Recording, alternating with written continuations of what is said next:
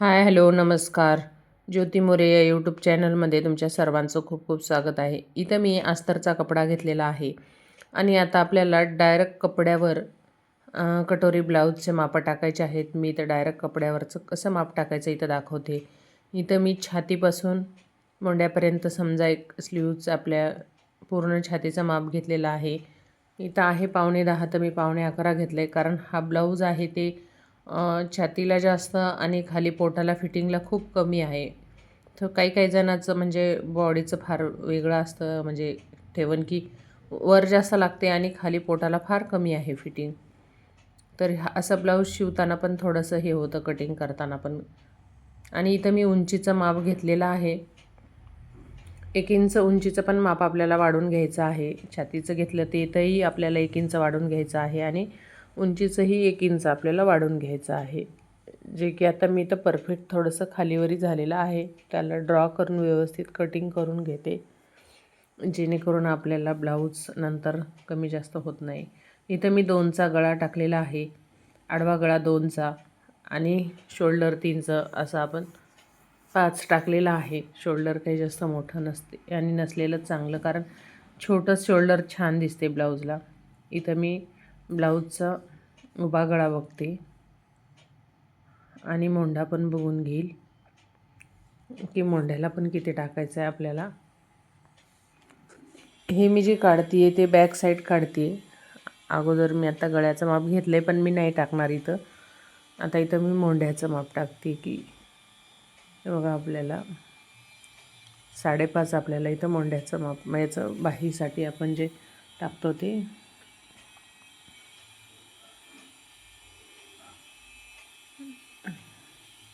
इथं मी 1.25 इंचीवर आकार दिलेला आहे आणि हे असं पूर्ण आपलं व्यवस्थित आपण कटिंग करून घेऊ.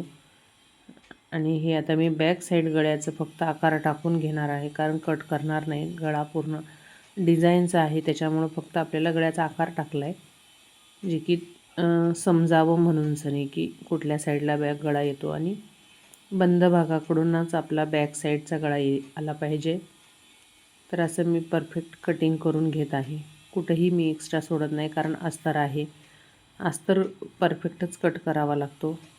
आणि हे खाली जे झालं आहे कमी जास्त ते पण आपण व्यवस्थित कटिंग करून घेऊ, जेणेकरून आपल्या ब्लाऊजला व्यवस्थित फिनिशिंग आणि व्यवस्थित साईज राहील, कमी जास्त होणार नाही. आणि हे मी आता बॅक साईजच उचलून याच्यावरच मी फ्रंट साईज काढणार आहे, जे की जिथं चांगलं व्यवस्थित बसल परफेक्ट तिथं असा आपण कपडा टाकून बघायचा, कारण अस्तर काही नाही, कसंही आपण टाकू शकतो समजा.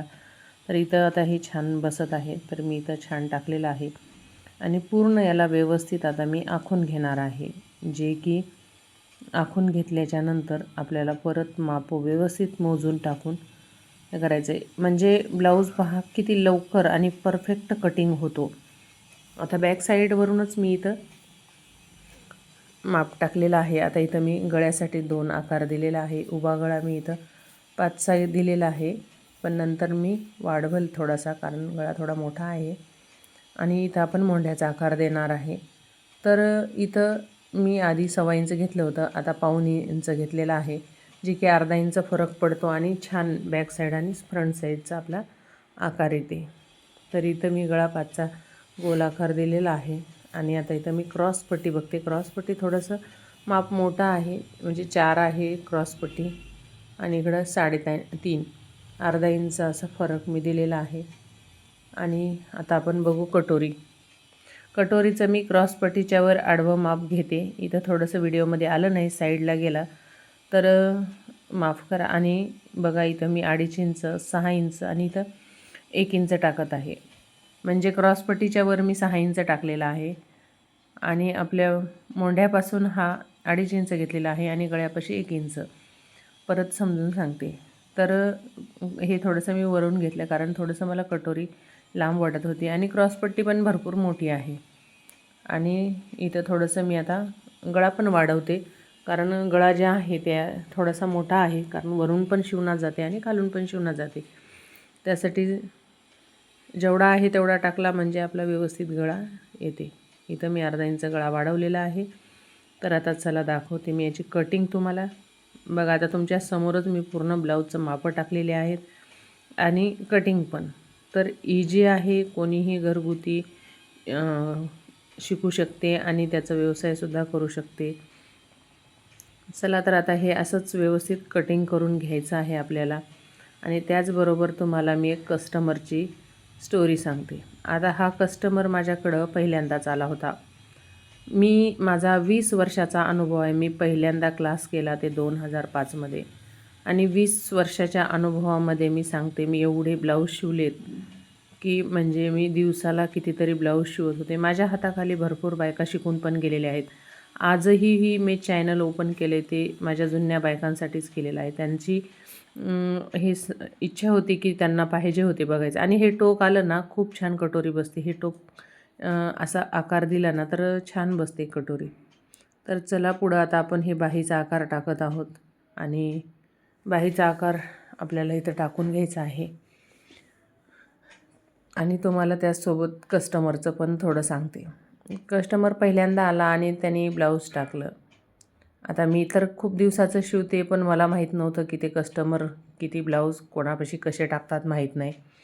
पण त्या कस्टमरनी ना एक ब्लाऊज शिवायचं, पण कमीत कमी 10 वेळेस तर त्याला असं शिवा, मग असं शिवता येईल का, तसं शिवा, मग तसं करता येईल का, असं वाटत होतं की ब्लाऊज त्यांच्या हातात द्यावं आणि जा निघून म्हणावं. पण आपल्याला तसं होत नाही, म्हणून आपण तसं बोलत नाही. कारण शक्यतो मला तर तसं कोणाला नको वाटतं तोंडावर फटकन बोलायला. ते ब्लाऊज शिवेपर्यंत मला तरी वाटते त्यांचे इतके फोन.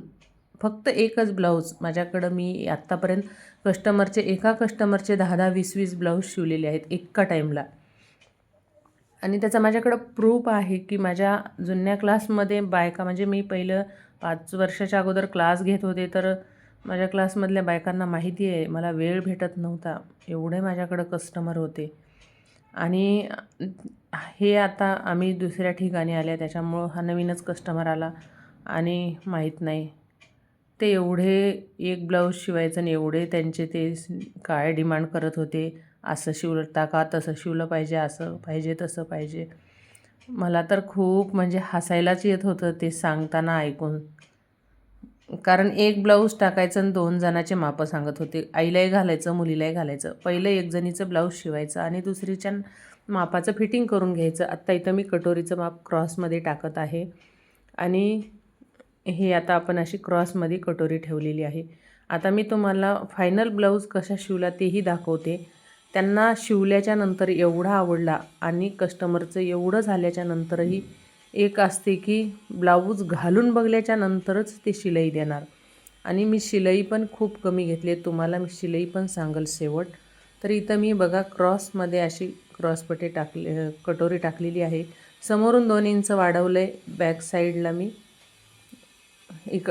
इकडच्या साईडला मी अर्धा इंच वाढवून घेतलेला आहे शिवण्यासाठी. तर असं कटोरी काही जास्त मोठी नाही, 1-1.25 इंचचा टक्स आहे, त्याच्यामुळं मी 2 इंच वाढवले. आणि क्रॉसमध्येच कटोरी टाकली ना की छान बसते. सरळमध्ये कटोरी आली नाही पाहिजे. मी तर म्हणलं आता कस्टमरची हद्दच झाली. कारण खूप मनस्तापही होतो. काय आपण एवढे जास्त पैसे घेत नाही, कष्टही खूप असतात. पण कस्टमर एक फारच विचित्रच येतात म्हणावं लागेल. कारण मला कळत नाही एवढं 100-200च्या शिलाईसाठी ते एवढे हे लावतात की खूपच म्हणजे. हे बघा फायनली ब्लाऊजचा लूक असा झाला. त्यांना सिंपल गळा पाहिजे होता, तर मी त्यांना हे सिंपल गळा असा रेडी करून दिला. आणि मी शिलाई पण सांगते, याची शिलाई फक्त मी 180 रुपये शिलाई घेतलेली आहे. अस्तरही माझंच आहे, तर मला याच्यात पडतीलच फक्त 140 रुपये. आणि हे तुम्ही बघा फायनली ब्लाऊज असा रेडी झालेला आहे. व्हिडिओ आवडला असेल तर चॅनलला सबस्क्राईब, लाईक आणि कमेंट करायला विसरू नका. तुम्हाला कशा प्रकारे ब्लाऊज शिकायचे आहे काय ते तुम्ही मला कमेंट करून सांगा. आणि हे बघा तुम्हाला आवडलं का ब्लाऊज. कस्टमरला तर खूप आवडलं, कारण हा व्हिडिओ मी ब्लाऊज नेल्याच्या नंतर एडिट केलेला आहे. तर त्यांनाही खूप आवडलं. पण अगोदर जे त्यांनी वागणूक दिली ते मला खूप विचित्र वाटत होतं. कारण एक ब्लाऊज टाकायचा आणि त्याला 17 वेळा फोन करायचा, तुम्ही असं शिवाल, तसा शिवाल, प्रत्येक गोष्टीसाठी. चला बाय. व्हिडिओ आवडला असेल तर नक्की चॅनलला सबस्क्राईब आणि कमेंट करायला विसरू नका.